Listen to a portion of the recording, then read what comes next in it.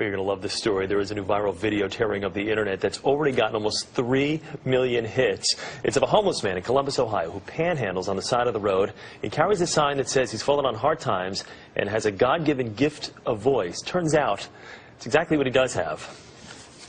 When you're listening to nothing but the best of oldies, you're listening to Magic 98.9. Thank you so much. God bless you. Thank you. And we'll be back with more right after these words. And that man's name is Ted Williams, and he joins us exclusively here on the early show this morning. Ted, good morning. How are you?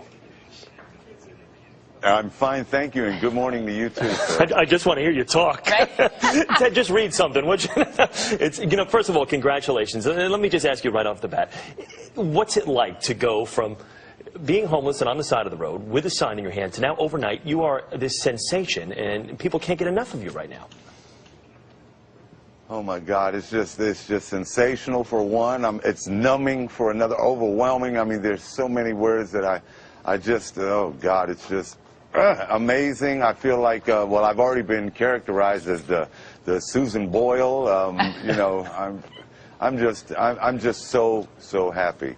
And watch the CBS Evening News with Katie Cook. No, I'm just teasing right now. Or Ted, nice. You could remind people to watch the early show with Erica Hill and Chris Raggi.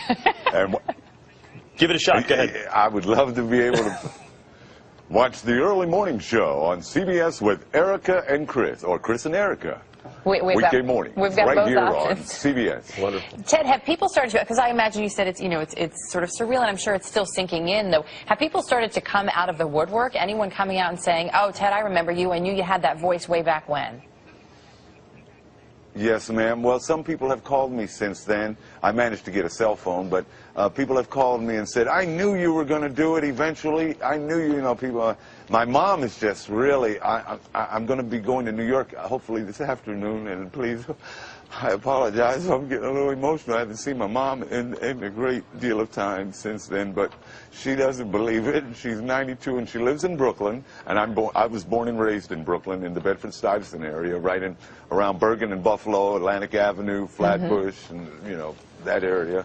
So, you know, God has been so good, and in the year 2010, on this date book that somebody gave me, I was going to write on there, well, another year wasted, but it was the year that I found God in my life. I mean, really a God of my understanding, and so it wasn't a wasted year, and I had no idea that something like this would have ever happened to me. It's like almost winning the Mega Ball lottery or something. This is just phenomenal. You're the third lottery winner today.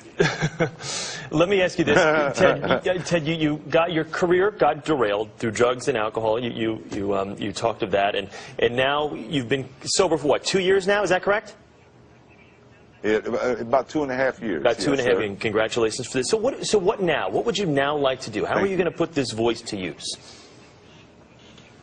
Well, I would like to just have a job and a home, an apartment or anything, you know, to be able to cook in. I'd like to, you know, just get my life in a responsible area of a 53-year-old man, a tax-paying citizen, and try to put some of my bad memories and everything. Well, I'm not going to forget where I came from, but I just want to put some of that on the back burner and continue with my life, whatever is left to live, and hopefully, like I said, I was holding that sign with the hopes or the wishful thinking that somebody was going to ride by and say, hey man, you know, I got an internet radio station that could possibly use some production work or something. Well, clearly everything, you know, everything happens for a reason. There's a reason that you were there and that someone did drive by. You mentioned your mom and that you're headed here to New York. Your mom is 92, and this hasn't quite sunk in for her. You haven't seen her in a while. I imagine for her this is really a dream come true too. Was she worried that maybe you wouldn't be able to pull out of that low place where you had been? You know, one of my biggest prayers that I sent out was that she would live long enough for me to see me, you know, rebound or whatever. And I guess God kept her around, and He kept my pipes around, you know, to maybe just have one more shot that I would be able to say, Mom, I did do it before. You know, I might pass away before her or whatever, but my dad didn't get a chance to see this. but God is good, and the only difference between now and the time that I did have some kind of a heyday or a successful life is that now I'm more appreciative of life. I'm not taking it for granted, and I am thanking the Lord every day. Even if this didn't happen, I was still on that road. I thanked Him and had a, my hour with God. I called it my hour with God. Sometimes I would make $25 in an hour. Sometimes I'd make 25 cents in an hour, but at least I would talk to God. I'd get mad at some motorists who would pass by and say, oh, look at that guy who's going to... Little did they know. I would have my little mumbles. Little did they know. Well, yeah, Ted, you know yeah, what? You've put us in great spirits today. Before we let you go, real quickly, say now batting for the Boston Red Sox, number 9, Ted Williams. Now batting for the Boston Red Sox, number 9, Ted Williams. Ted, congratulations to you on your success. Good to talk with you, okay? Go get him, all right, buddy? Thank all right, that you was Ted so Williams. much. Yes, sir.